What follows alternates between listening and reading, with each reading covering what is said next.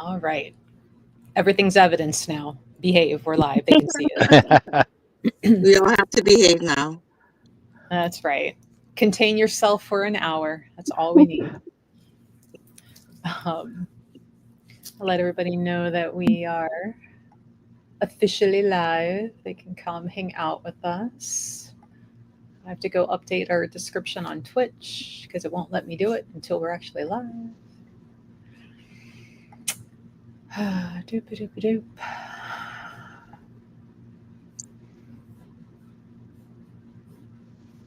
There's Dear Bear. Hypnosis and past lives.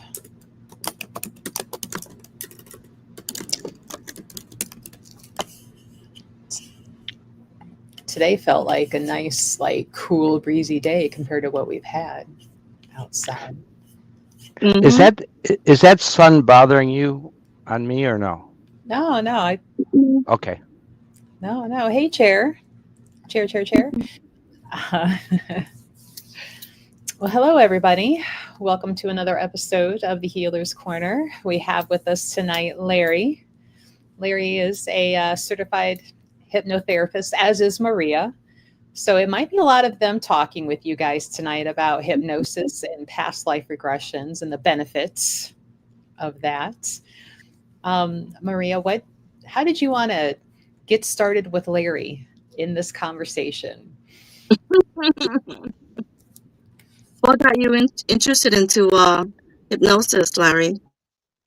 Well, my path when I was on the police department years years ago, back in the 80s and 90s, I my daughter was just born, so this would have been 1991, and my son was already born. He was in the nursery, and we moved him downstairs to his own bedroom, and my daughter was now in the nursery.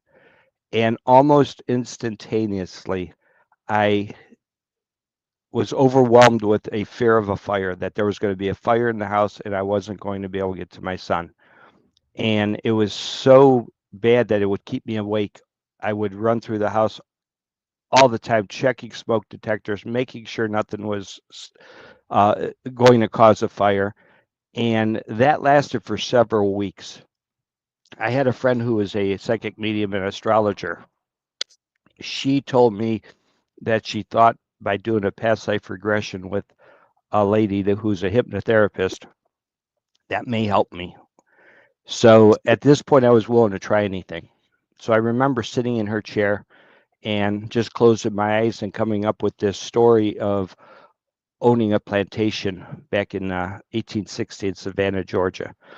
And it was the late summer, early fall of 1860 when myself and my slave master went into town to a rally for freedom for the slaves.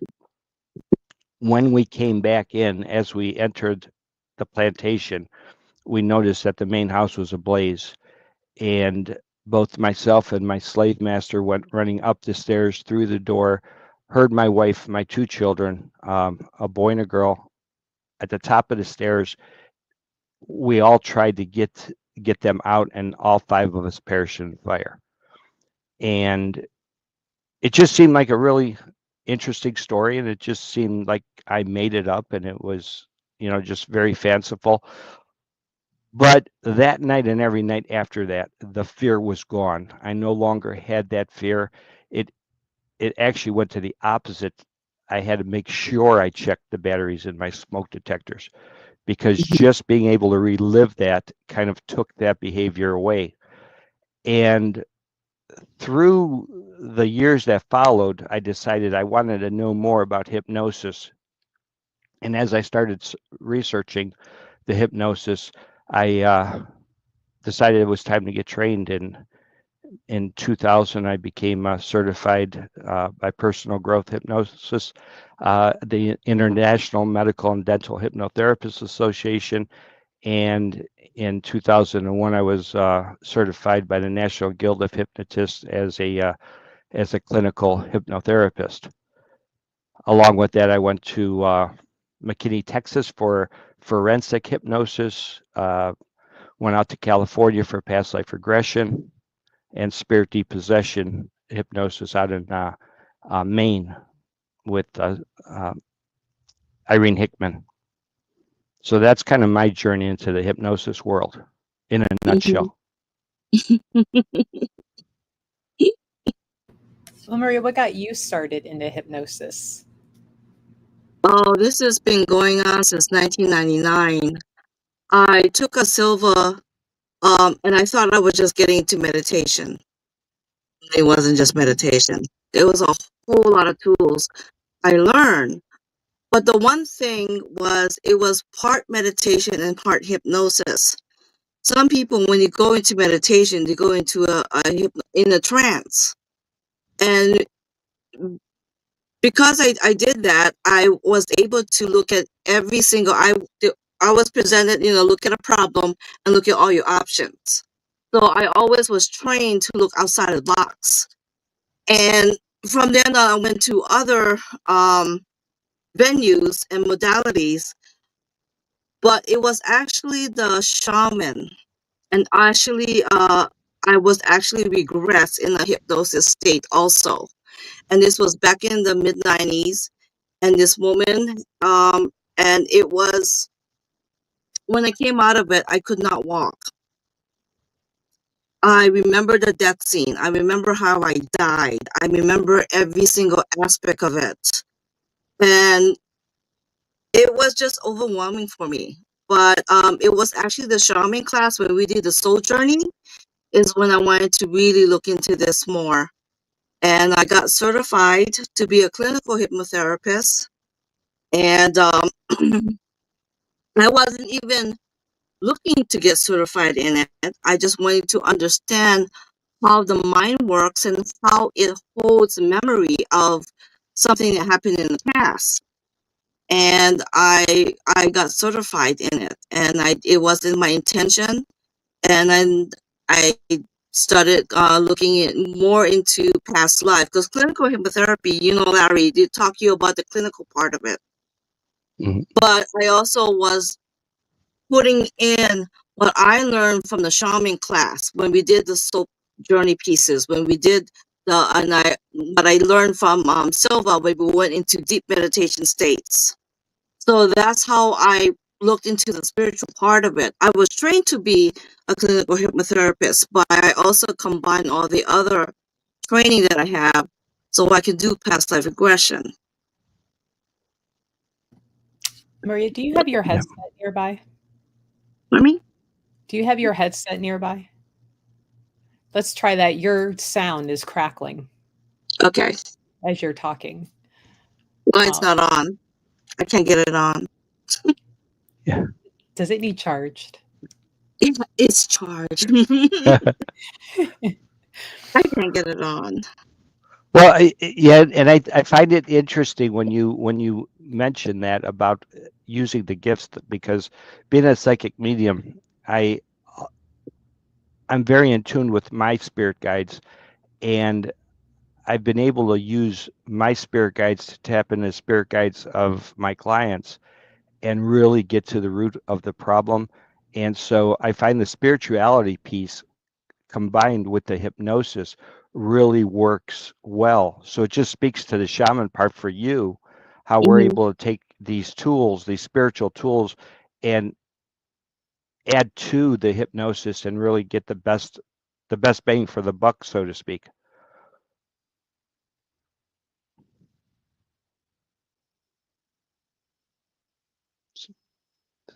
All right, Larry, I'm reading through yours and Maria's notes. So I can't wait to get to the one where you're like, my take may shock you. That's going to be the next. But, Okay. if you want to go into a little where you says your theory on reincarnation and the role of past lives. Okay. I think the part you were talking about was my my theory on death, but on the theory of for me, I believe I was raised Catholic, so I didn't believe in reincarnation. Through my spiritual journey, I had to really rethink all of the teachings and all of my beliefs and really open myself up to all the possibilities. And through my journey, this is my theory. I believe that we live many lives. We come from a source, and if you're looking from the religious side, the source is the pure, bright, powerful energy. And when we incarnate, we split from that, and our energy is dimmed, and we live many lives building that energy back to being one like the source. So we live many lifetimes so that we can learn, grow, and build our energy back so we could go back home and not have to come through the reincarnation path again. At that point, we can stay on the other side and continue working with our other spirits that we're bound with to help them grow. I believe we have a band of spirits that we go life to life with. We change roles. You know, your mother may be your boyfriend or your husband in the next life. Your best friend may be your enemy in a past life or a future life. I believe that when we're all sitting down with the council of elders and going over the big picture, we all know how we need to fit not only in our role or our life, but how we're going to help others on their life plan. And they're doing the same with us. Does that make sense? Hmm. Hmm. What's your take, Maria? That's so you're talking, if I'm not mistaken, soul contract within different souls and different beings. Yes. And I do believe in that too. I do believe that we do switch roles in different lifetime to understand what it is to be a mother to who was my daughter in this life, or what it is to be a grandmother to my son, or even let's take it further, what it is to be a grandmother to my grandmother. Right. You know, I think there are lessons. I don't call it karma. I believe it's lessons, and we all agree to be a part of that lesson, whether to witness it or whether to be actually there in a smaller circle content of it. Yes, So, we're all together working for the greater good of each other to help each other mhm. learn, grow, and make the most of this each incarnation. Which is interesting because when I was regressed in a past life, I did see my children in that life, but my daughter was my son and my son was my daughter. They Hmm. switched roles in that life, which you know that's not the role that they have in this life. So I did see that, and I also did see my husband in that life too. You know, and it wasn't a life that I picked. I was very unhappy. You know, it was the prearranged type of life, and I was very unhappy with that. Hmm. So yeah, so that kind of filled in a lot of things with me and him at during that time, because there was a phase in our life where we weren't connecting. We were just having a lot of misunderstanding, and that kind of made sense when I was regressed, and I got some information off of that. So, Larry, you mentioned how we are in this present lifetime a piece of like the greater overseeing God spirit, right? And we're down here learning. Yes. So,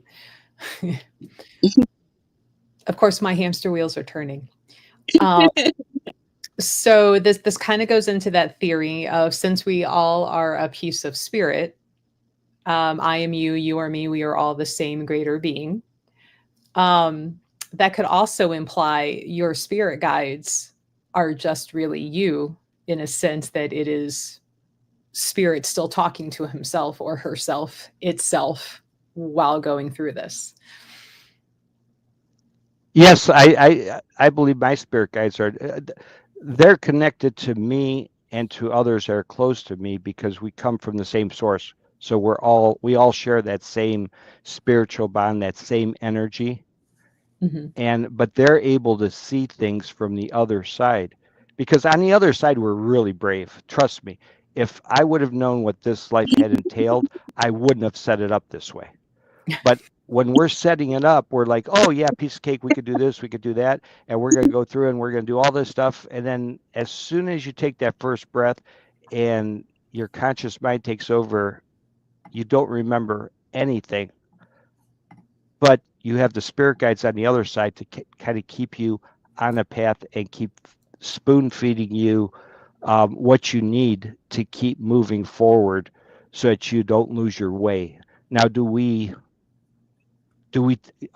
are we successful at every task? Do we learn every lesson?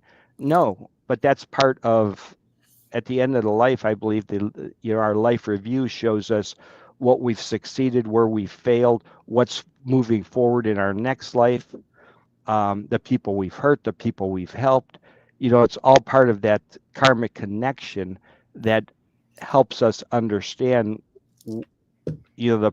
the goods and the bads of this incarnation and what we need to take with us. Because I believe if you don't reach the result or you don't learn a lesson in this life, if you sidestep it and this incarnation ends, that lesson's going to be replayed in the next life.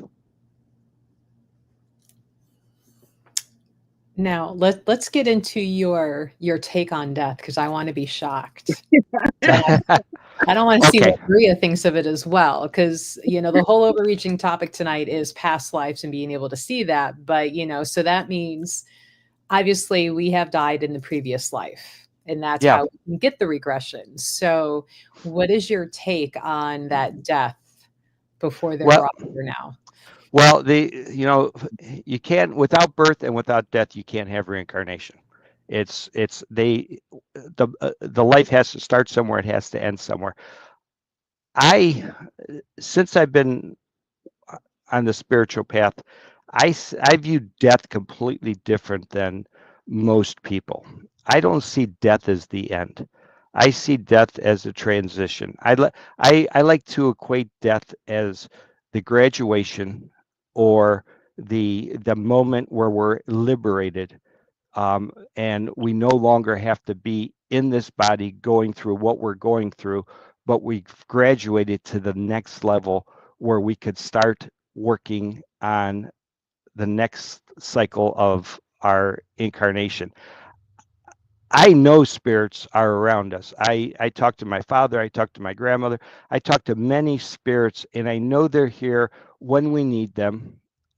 They're here to talk to us. So I know they're there. They're just not in the physical. So for me, when somebody dies, I mourn the loss of the physical touch, the physical interaction, but I don't mourn their passing because I know they're still here energetically with me. So I feel like they've just graduated to a higher level. They've just been liberated from this burden. So for me, that's kind of my take on death.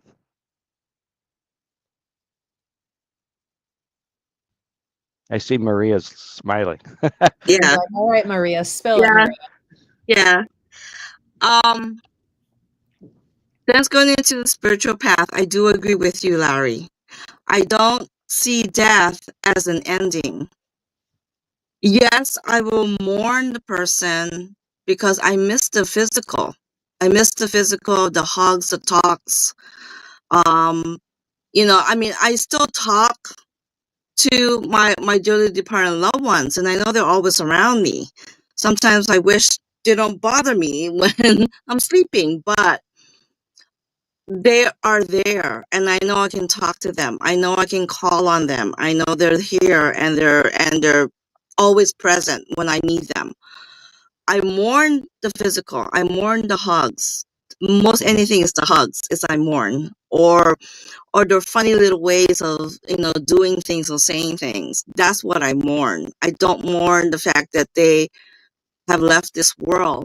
I know that, for instance, some of my family members, I knew they're better now than when they were in the physical. I knew what some of them were suffering from. I knew that the body was holding things in there that they just didn't know how to let go. And now that they're in pure spirit, they don't have to feel the pain. They don't have to suffer that pain. So to me, death is never ending. And some people, like, I know I had a few family members who were like, you're not crying. And I said, no, because this is how I see it. She is there. She is in a better place right now. She is not suffering. She's not living the day to day. I mean, there's some family members I knew that they were like, they're surprised they woke up. It's like, darn, I'm here. I wish I could go someplace else. But yeah, I do agree with you, Larry, on that. Now, Yeah, since I don't. It's sad because I watch, and I'm not gonna. I'm not talking down on anybody. Everybody's got the right to mourn someone's passing, whatever way they feel is right for them. I just I try to help people look at the good, the memories, and what we've gained, the positives. I mean, for me, I don't like funerals. I love celebrations of life. Mm-hmm. Okay, because they're diabolically different. To me, a funeral is mourning the loss of someone who's never coming back and you're never going to see again. And to me, that's really sad. A Mm-hmm. celebration of life is being grateful that this person was in your life, whether it be for a day or 100 years, and what they've given you and what you've been able to give to them, knowing that they've moved on to a much happier, healthier place, and that we're going to see them again. Mm-hmm. now, since you're both mediums and can touch into past life and the hypnotherapy, have you had guides, be it yours or your clients, give information about your clients' past lives? Like, are they able to see that for you? I have.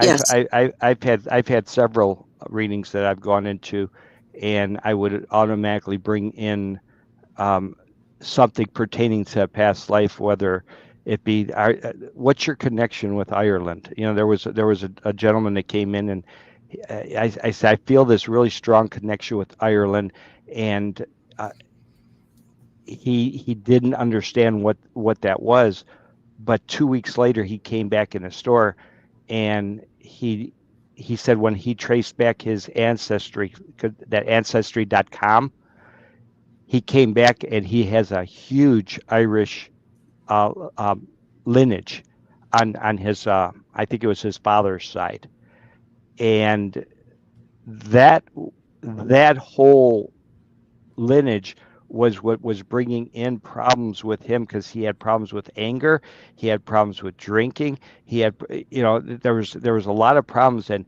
he kind of equated that with the Irish upbringing and some of the customs that the family did. So yeah, I've had that happen spontaneous, and I've had other people come to me for a past life reading. Although, well, we'll get into the ethics in a Well, little bit.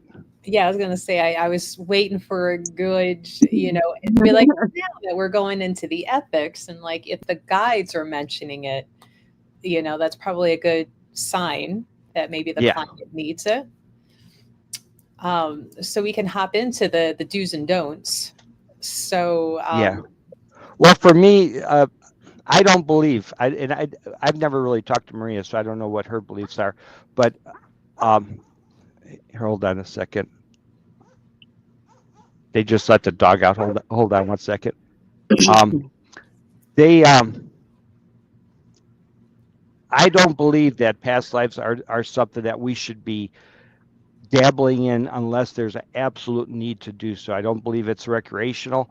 I don't believe that there's any reason to know about the past life unless there's a profound reason. Like for me, it was that fear of fire, and I didn't understand it. And I needed to understand where this was coming from so I could overcome the fear and move forward. Okay, to me, that's a good reason to go back and understand the past life. I get people all the time that will come in and say, I'm just curious. And to me, I turn away more people on past lives than I actually do past lives, because spiritually, if you know things are coming, if you understand what's coming and you don't want to face it, you're going to sidestep it, and that's going to change your life's path. And I don't believe that's my role or anybody's role to stymie somebody's growth pattern by giving them um, the information that's going to allow them to see what's coming and how to avoid it, if that makes sense. Well, that might like tangent then what is the point of the psychic reading? What do you mean? So, you were saying that you don't want to like alter somebody's path by telling them what's coming. I can just know that some of our, friends listening in would be like, well, then what's the point of a psychic reading if knowing what's going to happen? So, like, what would be the difference from what you just said versus being able to get a psychic reading? So to me, psychic reading is in the moment, and it's past life is more ingrained. It's going back into Akashic records and learning about the purpose of the life, and opening up to see what lessons are coming forward. For the psychic reading, that's more in the moment, dealing with what's going on, or helping people kind of get an idea of what's the best path in the moment to help them with their choice. Because really, life is about free will. It's about you making the choice to do what's best for you. Okay, so in the psychic readings, we're able to give people a little bit of insight as to what's coming, so to speak, what the spirits are saying, what the cards are saying, however we get those messages. And like if they want to change jobs, if they're looking for a relationship, we're able to kind of give them a guidance of in the moment. But past lives is more about altering the life path. Like the gentleman that came in with the Irish ancestry, his big issue was that he was really having a hard time with the alcohol and anger management, and he had no idea where the anger management came from. And understanding that lineage, all of a sudden, he started that anger management just kind of subsided for him. It was almost like a light switch going on and saying, okay, this is where it's coming from. Okay. And when he knew that, he was able to, just knowing that, subsided that behavior. Hmm. Does that answer that question? Yeah. So, like, Maria, like, are you similar? Yes. Thinking on that? Yes. Okay. Yeah. Yes. I just wanted that slight little tangent to make sure, because like somebody was immediately going to be like, well, then what's the point of a psychic reading? But it is just with guidance. That's all it is. The choice is still theirs, ultimately. Like if someone comes to me and said, well, I am looking at this job, am I going to get this job? And I'm not going to sideswipe it and say, no, but please continue putting out your resume, continue looking for something else. There is a fit, I try to keep hope there all the time. And I try to have them look at that they do have power. Because everybody does. We're more powerful than anything in this world. So yeah. Yeah. And to piggyback on that, when somebody comes to me and says, I need to talk to my dad, I need an answer, I need to know what I'm supposed to do, very rarely, unless it's a very significant reason, most of the time the spirits don't give the direct answer, do this or do that, because we have freedom of choice.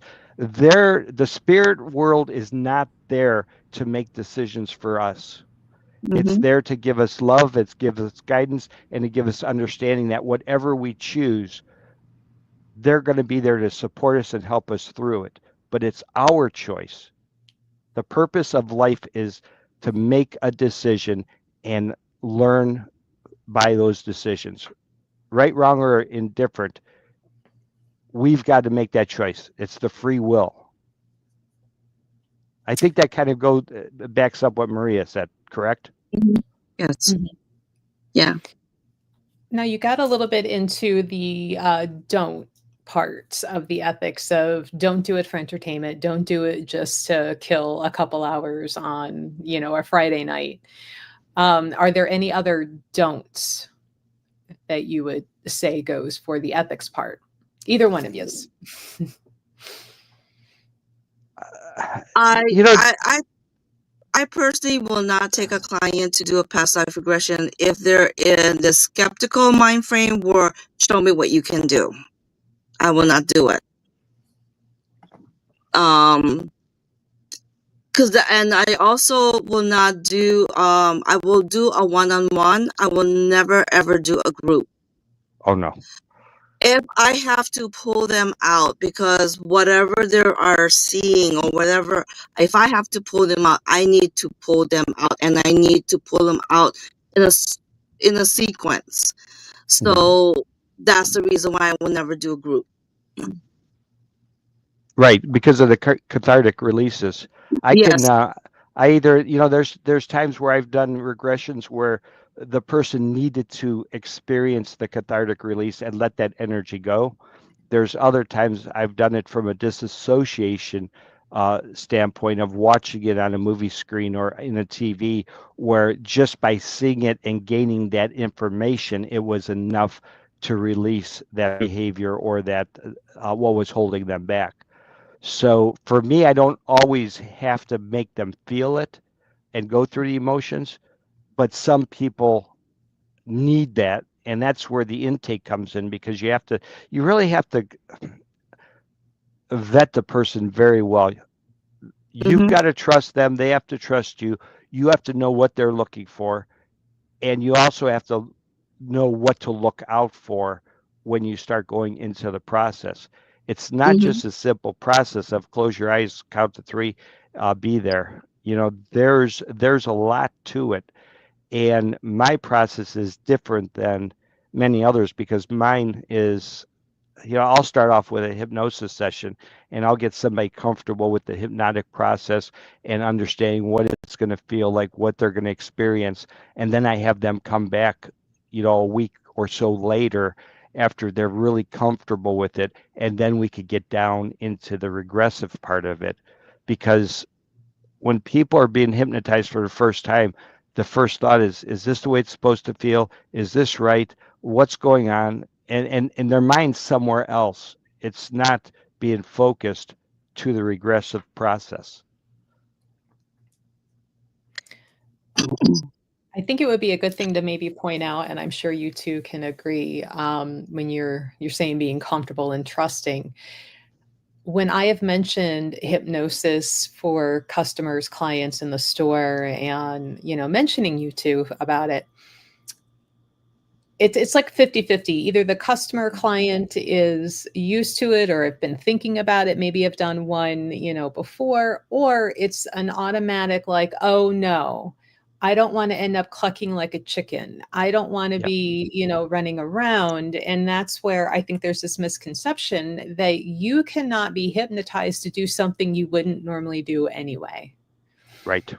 Mm-hmm. Yep. I actually did stage hypnosis for a very short time, and I did it just because I wanted to experience that sector of the business. Okay, I did it more of a for an understanding for myself than anything. When somebody's on the stage, they're giving up their free will to be entertainers and have a good time, and they cut loose and they just kind of allow the suggestions to flow. But I will say that I'm not a fan of stage hypnosis because it kind of bastardizes what we do on the clinical side, Mhm. because that's what everybody thinks about: clucking like a bird, barking like a dog. And that's not what the clinical side's all about. And I thought by understanding it, I could bridge that gap, but they're two separate It's worlds. two separate. Hmm. But everybody, when you think about hypnosis, people are either for it, oh yeah, this is great, we're gonna work on our mind and become who we want to be, or they're like, no, I'm not gonna let anybody mess with my mind or change what I'm thinking or change me. And that's not what hypnosis is. Just a tool that lets you be at your best and really focus on what you want and move away from the things that have been holding you back. It's a mindset is what it is. And the hypnotherapist is just the person that guides you to control it. You're the one doing the hypnosis. The hypnotist is just the one instructing and guiding you through the process. If you don't want to do it, you could lay there with your eyes closed for an hour and just, you know, um, figure out what's going on and waste your money. But the client is the one being hypnotized. They're the one giving up. They're um, they're following the instructions. They're going through the process. The more they invest, the better the outcome. The hypnotist is just the guide. That's the way I see it. Now, you both write almost like personal hypnotherapy plans for your clients, right? When they book and say, I need help with this or that, you're kind of changing some of that verbiage for your client to make sure you are actually helping that individual person Hmm. to address what they're dealing with or need to overcome. Yes. Yes. Yes. Scripting. Yeah. I I don't use scripts anymore because when I do an intake, we do a lot of talk. We'll talk for an hour, hour and a half, and I'm building my script off of what I've learned from them and the cues that they're giving me. And then I'm also tapping into their spirit guides, who's also giving me some guidances as to what some underlying situations are. So I build my script kind of on the fly for each individual client. Mm-hmm. I do the same thing. I used to write scripts in the very beginning. And that is an interview. I have like maybe a 10-minute interview with a client, and then I already know where I'm going to head. But my process of getting them into that trance state more likely will be all the same. Mhm. But actually pinpointing whatever it is that they came for, the script will be different. Yes. And I do rely on, I call it, my guides are there to secure the area because I don't want to have any interference. Like we said before, spirits are always around. So I don't want to have any interference. So my guide's main job is to secure the area. Then I have one of them, the spirit will tell me or direct me, oh, include this, or include this, or include this. I have done, um, there were two clients, two separate, I have done, and they came in for one thing, and the next thing you know, we're talking about an inner child trauma, and I'm taking them back to that portion. And it was, one of them was weight loss. She couldn't understand why, and we went back to that child, and it was very profound for her. She started crying when she realized that. um so I do. And then I had another person, it was confidence. They had no Yeah. confidence in themselves. So I had to make the script at a fly also. Yeah. Well, and when you bring up the weight loss, I Mhm. weight loss issue actually starts at birth. Okay.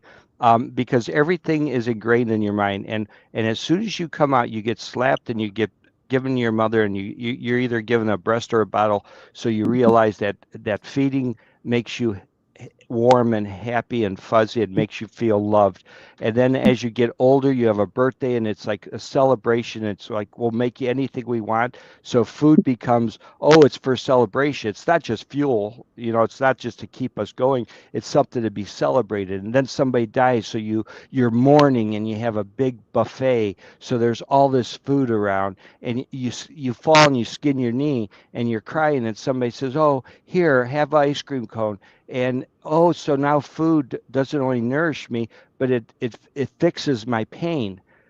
So it's no wonder there's such a problem with obesity, or eating disorders, because we're trained at the moment of birth that food is the end all be all to fix every emotional issue in your life. And the way of getting out of that is by reprogramming your brain to understand that food is your fuel. Mhm. And I'll tell people, when you fill up your car, if you go to a gas station, you fill up your car, when it clicks off, do you roll down your back window and put extra gas in your back seat? And they're like, no, that doesn't make sense. Well, then why do you do it with food? Because when you're eating and your fuel gauge tells you you're full, why do you keep forcing yourself to eat? Well, it's because many of us have been part of that clean plate club. If you don't clean your plate, there's going to be a child somewhat million miles away that's going to starve because you didn't clean your plate. So yeah, we're programmed, with love, with good intentions, but those programs is what causes a lot of psychological or physical problems for people. And hypnosis is just a tool that helps you retrain the brain Mhm. to think Mhm. outside of that. Now, you touched on the obesity and the overeating. Have either one of you had clients on the other end of that, where they're not eating enough, they're binging and purging, Yep. anorexia, bulimia? Yep. And do you find one end of that line harder than the other, to really help them reprogram their thinking? I haven't had a client with that issue yet, Yeah, so I I wouldn't know. haven't. I believe I've had three over the years.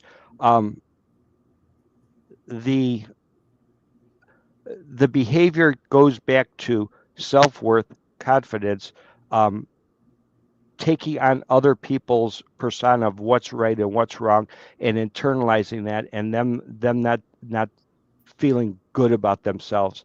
So for me, in all three of my cases, it was about building their self-esteem, building their confidence, getting them away from the physical image of what they thought they should look like, and being more in concert with being healthy and happy. And looks are superficial. Okay, the way you feel is the most important thing. We could always work on looks later.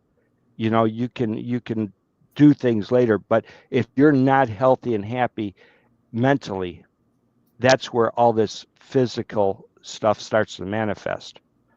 Mm. Because I see a lot of, um, hypnosis. Usually it's in a group for, overeating, weight loss, right? Hmm. But very rarely do you see, hypnosis offered for the other end, the bulimia, the anorexia, and, um, and I think it's more prevalent than people realize, especially in our younger people. Um, Yeah, it is, and it's very individualistic, though. I think, Mhm. I'm not a fan of groups. I think group settings are great to open up the channels as far as this is what hypnosis is, this is what it can do.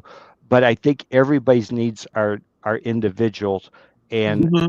individual sessions are so important, especially when you're talking with anorexia and bulimia. There's underlying situations. It could be sexual abuse. It could be personal trauma. It could be confidence, self-image issues, stemming from a whole plethora of causes. The intake is where you're going to start developing the rapport and uncovering those layers of the onion and getting to the what's causing it. And that's when you can use the hypnosis. Does that make sense? Hmm. Mm-hmm. Now, have you had any, just to bring us back to past life stuff, any clients, either one of you, with weight issues, be it over or under, that maybe stem from a past life event? Not as weight issues. I had fear issues. Mm. Yes. Fear Yeah. of like not enough food or not enough, or No, being just held or. fear of safety, fear of being found out. Um, I had a client who actually took me back to World War II and Mm, actually witnessed a family member shot in front of them. Described everything. So because of that, that fear has kind of transcended into this life. mm, Yeah. That's funny that you brought up World War II because I had a lady that was from the concentration camp, and she died. She was emancipated. She starved to death, and in this life she couldn't stop eating. I mean, she would eat anything and everything, and she was a teenager when I met her, and we kind of worked on that, and that curbed that significantly. mm, So so I had that issue. I do have a funny, well, and I should say funny, but it's a fun story about, and it goes with death and hypnosis. mhm, It's actually in my book. Um, and this is where my spirit guides came in because I had a lady come to me for smoking. She was never smoked. She was healthy. She ran. She was just the epitome of a healthy young woman, and all of a sudden she started smoking and smoking a lot. And when we started talking, we realized it actually stemmed from a accident. She was in a car accident. She was unconscious. They rushed her to the hospital, and she ended up in a surgical suite. And in the room next to her, there was a gentleman that had just passed on, and he actually attached himself to her, and he was a smoker. And when I started this hypnotic process, I had no idea where I was going. I had been trained in spirit depossession by Irene Hickman, so I had the book knowledge. I'd never had the practical knowledge, but immediately my spirit guides, Sarah and Michael, jumped in. They said, "This is where we need to help you," and they guided me through a depossession, and we released him back to the light. And the amazing thing is when she came out of trance, she grabbed her cigarettes and lighter, she crumpled them up, and she never smoked. I talked to her for several years, and then she moved out to California about 3 years later. But that one session, she went from smoking 2 packs a day to not smoking anything just by releasing that attachment. So sometimes you never know what you're going to get into. Mm-hmm. That's kind of where death and hypnosis kind of cross. So interesting. And I think that just goes to show you don't always know, like with the client, they think they want to talk about this or have that, but like Maria, you've said, something else gets to the actual root of the problem that really needs to address it. Um, Now, were there any other don'ts, talking on the ethics side of hypnotherapy or past life regression? well, my big donut is recreation. I'm not going to do it for recreation. I want to do it for the right reasons, and usually I do a lot of talking beforehand. I just had a gentleman this weekend that we put the regression on the back burner, and he's going to start working on journaling and meeting his spirit guides first because I don't feel at this moment the regression is where he needs to go. I think he needs to build on his spirituality and connect with his spirit guides a little bit stronger. And I think he's going to get the answers from them rather than going back into regression. So I guess that's kind of where my gifts come in. Is I can kind of ascertain whether or not this is the right path for someone, or whether or not we're knocking on the wrong door and we should be doing something else.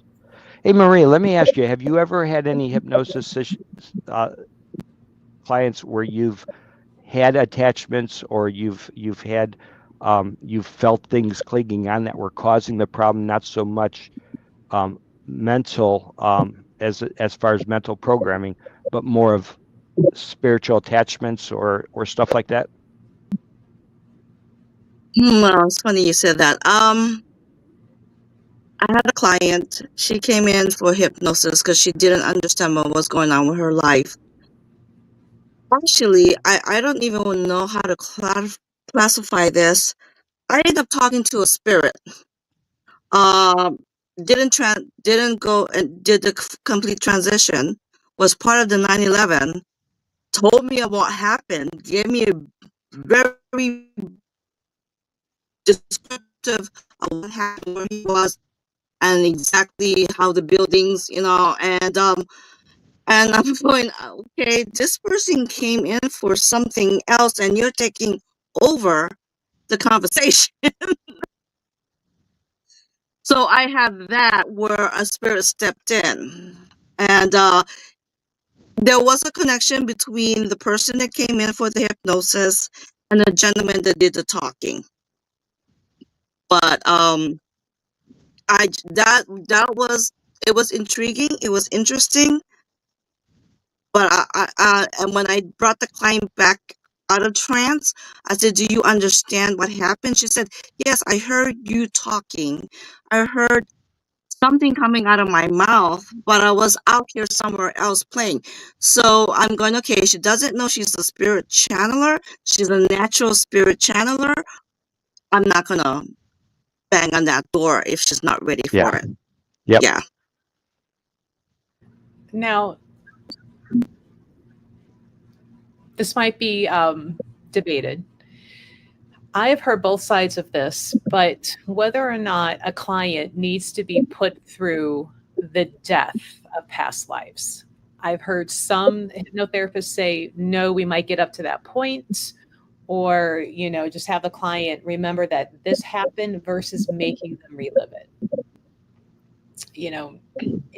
Where do you guys fall? Is that on the don't side, where your client does not need to re-experience the death scene of that past life, versus like, no, it's okay, let's go ahead and possibly traumatize them again? For me, when I've done some regressions for fear-based issues, I have taken people up to the death, but usually when I do that, I do it from a disassociation uh, aspect, where they're able to see it without the emotional connection.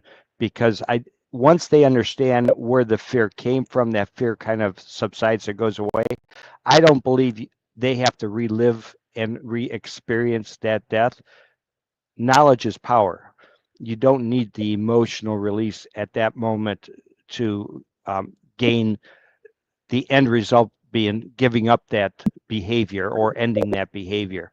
So most of mine, I think in all the regressions I've done, I think I've only had 3 or 4 that I've taken to their death, because I try to shy away from the death. Most of the issues I've seen have been midlife or somewhere within the life cycle that caused the problem, not so much the death or the birth. For me, all of my past life regression, I do a disassociation. So they're watching this movie, because like you said, and I believe that information is the most powerful thing. So even if I feel that this client really needs to feel a little bit of touch of that emotion, I don't do it. It's always a disassociation. They're watching a movie of their life. So I do get them to the point where at the end of that life, but they're not feeling the emotions. I don't feel it is right. And I'm not going to play God, or any kind of, higher spiritual. It's not right for them to feel the emotions or even the experience. Just have them have the information of what happened, being in the disassociated, standpoint. Yeah, I don't think a past life regression is supposed to be traumatic. I think it's supposed to be a tool that brings enlightenment, understanding, and brings resolution. Hmm. I don't need to go buy a hammer and hit myself to know that it hurts. If I buy a hammer, it's because I know what it can do and I know how to use it. And I view past life regression, well, pretty much anything in the hypnotic world, as a tool, not a traumatic experience. Hmm. Now, why don't we get on to some do's? So, what are the good, make sure this happens on the ethics side? And like, what should clients be looking for when they're trying to pick a hypnotherapist? I think number one, someone you could talk to and feel comfortable with. You have to have somebody that you can have a rapport with, someone that you could trust, someone that's going to listen and be able to offer suggestions. There's got to be a connection. Hypnosis is one thing. Past life regression takes it to the next level, and you have to have a very high level of confidence in the person that's guiding you down that path. So I think first and foremost, if you're going to pick someone, make sure they're trained, make sure they've been doing it, and it's just not something that they learned off of YouTube. But also make sure that you're able to talk to them, whether it be through Skype, Zoom, uh, telephone, or preferably in person, and make sure you can develop a rapport with that person. I take it the approach of I do no harm. And with any spiritual tools that I use, whether it's energy work, distant work, whatever, hypnosis, past life regression, do no harm.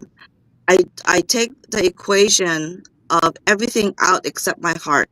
I always make sure my heart chakra is completely open, so the energy is open.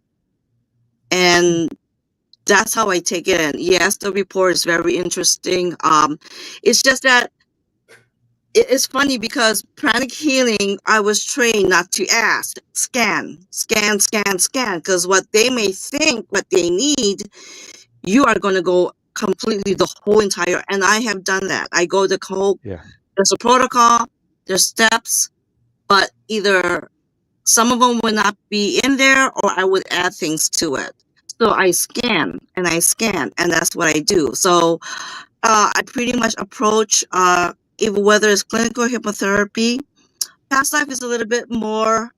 I have to really be in there. I have to really be in their energy the whole entire time. When I'm doing energy healing, when I'm doing the reading, I go in and out of the energy. I purposely do that because sometimes the energy might be overwhelming for me. Past life is a little bit different. I'm completely engulfing that energy because I am completely talking to their guides, that client, my guides. So, and I'm also looking into the energy of what's going on. Oh, where is this going to take us? I was completely surprised when a client took me to World War II. And then once I was in there, I went into the energy of it. So it's a little bit different for me. Interview is great, especially with past hypnosis regression. Is great. I give it like maybe 10 minutes, but I also rely on the scanning and being completely engulfed in their energy. That's how I approach things. So, people definitely should have a personable hypnotherapist that they should be looking for, somebody who's taking the time to communicate and know what your issue or issues are that you're really wanting to work on. Definitely a personal one-on-one session, and not saying, hey, just join me next Saturday at 9 p.m. for this group hypnosis, and we're all going to fix your problems together, you and everybody else in the room. Maybe hypnotherapists, do you think that are open to the follow-ups after that, you touch base with them and say, like, how is this going? How are you feeling a month later, 2 months later? And how are you feeling? How are things working? Do you, should they look for a hypnotherapist that's willing to follow up? Or should they initiate that themselves and be like, hey, Larry, hope you remember me. I saw you, 3 months ago. I just wanted to touch base. I like when I'm finished with the process, I tell my clients that they have access to me whenever they need it, but I leave the door open for them to contact me. I don't want to be hounding them and calling them and checking in with them. And most of my clients come, they'll call me, they'll send me an email, and we stay in touch that way. At some point they have to own it. And it's I'll guide them down the road, but once we're finished, I want them to own the process, which means that if they want me, they want to talk to me, they need additional information or additional help, they know I'm here for them. But I'm not going to be contacting them to try to upcharge them and try to talk them into more services. I think that's up to the client for me. I'm the same way. I give them about maybe a 10-minute after I'm done to get their bearings together, for one, because I know some of them really have gone in to that regression and really processing what they have seen in their 3D movie. But I'm talking to them, and I have a card. I give them my card, and I said, if you have questions, if you need to have a little bit of clarity, here's my card. But I will not tell them come back for next month or come back for I won't do that to my past life regression clients. I will not do that to my healing clients. Everybody has a budget. I understand that everybody have things are priority that they have to take care of. So I always make sure my clients know that. I said, take care of what you need to take care of. We have started something. Now it's a new day. So yeah, they need to own it. They need to own it. They need to take responsibility of it. We started with them the journey, but they have to finish it. Right. We've given them the toolbox. It's up to them to start using the tools. Yeah. Including the hammer. Yep. That they shouldn't be smacking themselves with. They want the hammer, then they can.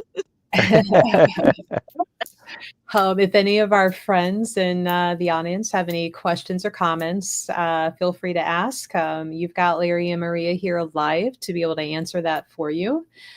And while we wait for them to see if we have any coming in, and the reason why I asked about the death scene and why I always listen when, somebody new comes on the scene and they're like, I do, this, that, and the other thing. The very first past life regression I had put me through the death scene. And it created like this obsession for years because the guilt of dying and leaving my then husband and son to fend for themselves.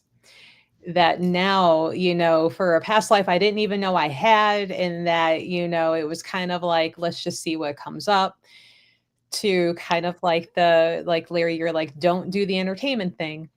Here we go. And then all of a sudden this guilt from a lifetime to where for years I was spending hours like every day after work looking for traces of that life and those people. Who are they now? Where are they now? What happened to them? And finally, like, I had to stop and be like, I can't change it. It's done. Nothing I do now is going to fix me dying back then. But it really kind of caused like trauma now that I didn't even have before doing it. And Yeah, it took and a lot. that's why I said, and that's why I had said that I don't believe that any of these modalities should cause trauma. They're there to help you overcome trauma. They're not there to cause trauma. Or create new ones. Yeah. Yeah. It took a minute to let that go, a couple years to finally be like, just stop and let it go. So that was kind of like, I was kind of enjoying the whole thing until we got to that point. And so, now it's like I almost kind of watch out for, and maybe that's my trauma still showing up. If there's a hypno person come in and be like, hey, I do hypnotherapy and I can do past life. And I'm like, yeah, do you make them relive the death? Like, tell me about that. And what do you do about that? But, and funny enough, I was having another past life, different people, different state even. And she wasn't meaning to take me through a death scene. It just happened. And, I was just walking along and, listening to the cues and like seeing what was coming up. And just remember, like, all of a sudden, in that life, I was going to a party because a guy I liked was there. And I was just a little secretary, going in because, the guy was there. And I'm turning a corner, kind of going in, and I end up being shot. And, she was like, go to the next scene. What are you experiencing? Who is there? And when she's like, go to the next scene, what's there? I'm shot. And I remember kind of coming up out of it and going, well, that one was short, wasn't it? But it didn't cause the trauma like the first one of like, who are they? Where are they? What, it was kind of like, well, that was that. I guess I'll just wait here quietly while everybody else finishes. And that one was a group versus the very first one was a personal. But that's where, have you had for your clients any sort of unexpected death scene kind of pop up unexpectedly and cut the whole, session short that way? I haven't. No, I haven't.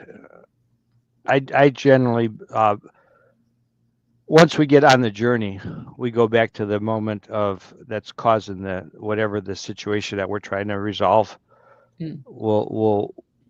We gravitate back to that moment. Now, if that happens to be their death, which most of the time it's not, it's something else that was, that started this karmic rebound from another lifetime.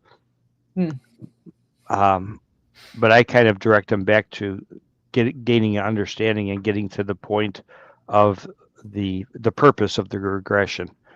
Because, like I said, I don't do regressions for just for information or recreation. If I'm doing a regression, it's for a specific reason, and I want to get there. I want to figure out what caused the problem, release that energy, so that they can move forward.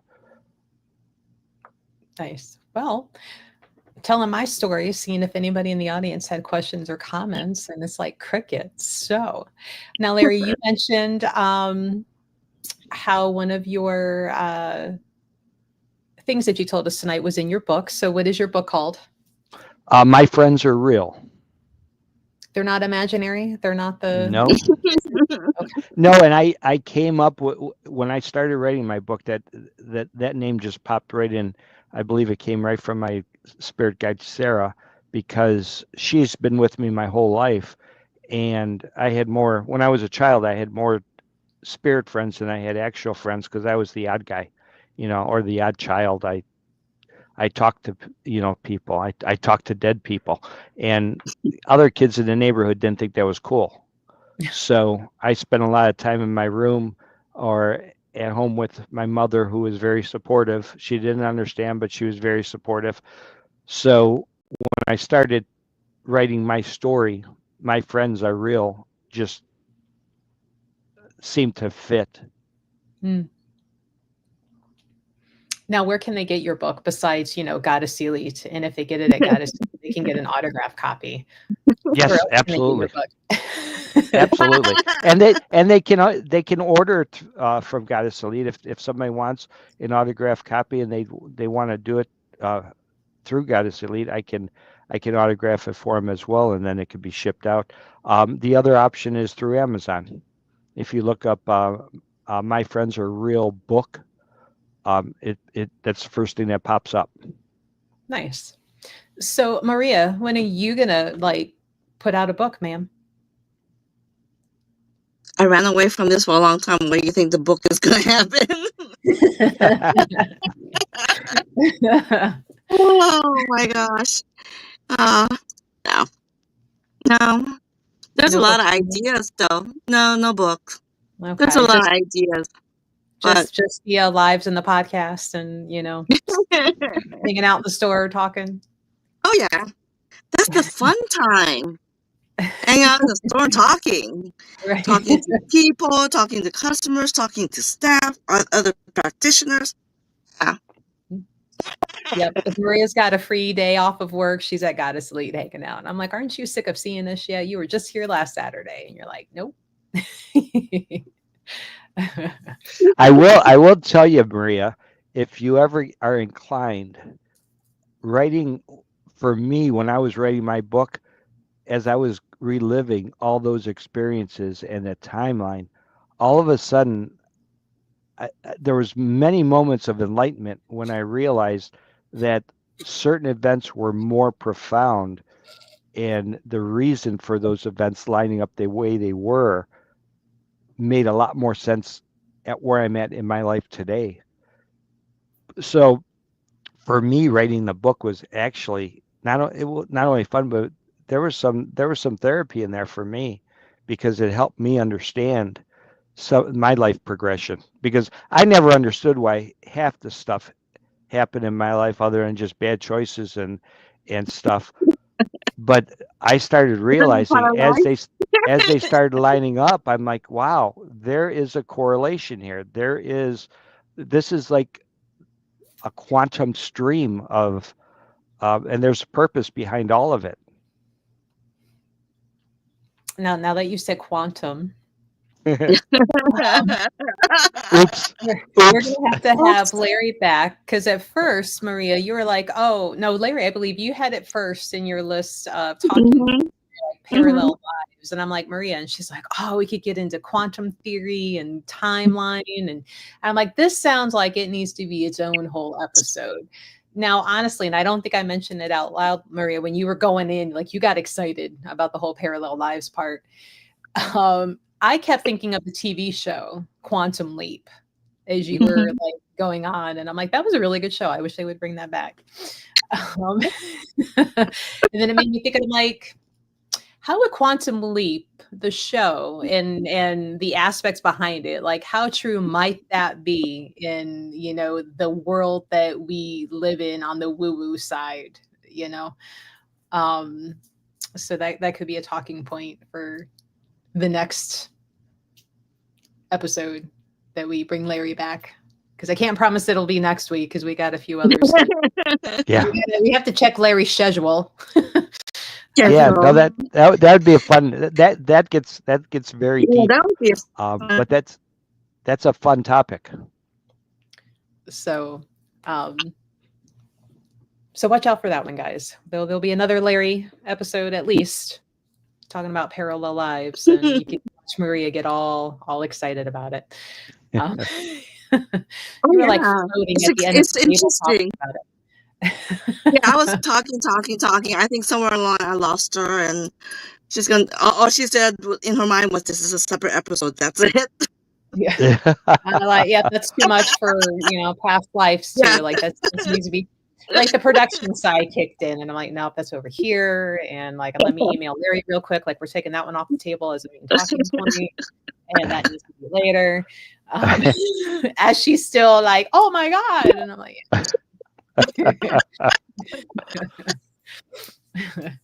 so, last call from our friends in the audience. If you have any questions or comments about past life, hypnosis, now is the time. we will throw Larry and Maria under the question answer bus to get that answered for you.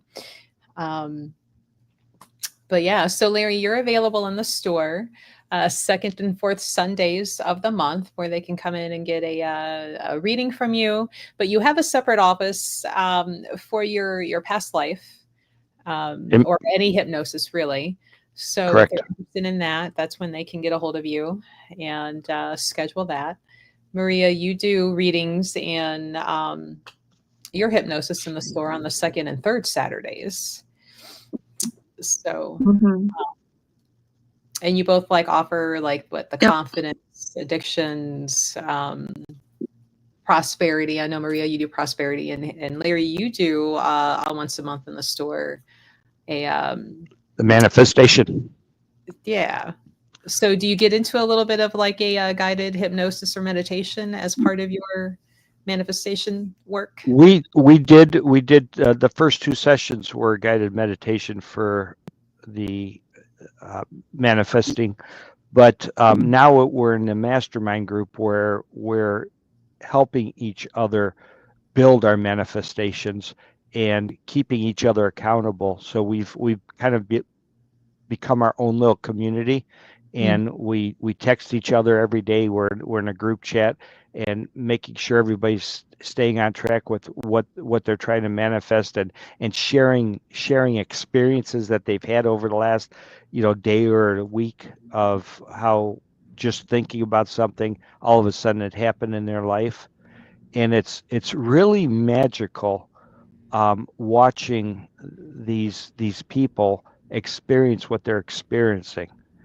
I mean, my wife and I have just we talk about it almost every night, because somebody invariably sends a group chat and gives us a story, and it's amazing how the power of the mind. Maria said it. We are the most powerful entity in the world. You could make anything happen that you want, and it starts up here. This is the most expensive and the most important real estate you'll ever own.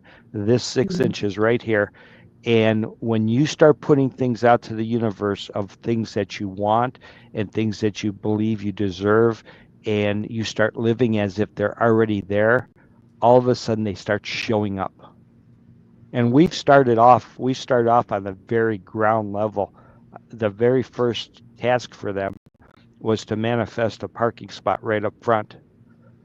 And almost every single one of them in the next class, they're like, I just pulled into the mall and I was thinking about it. And as soon as I pulled in, a car pulled out right up front.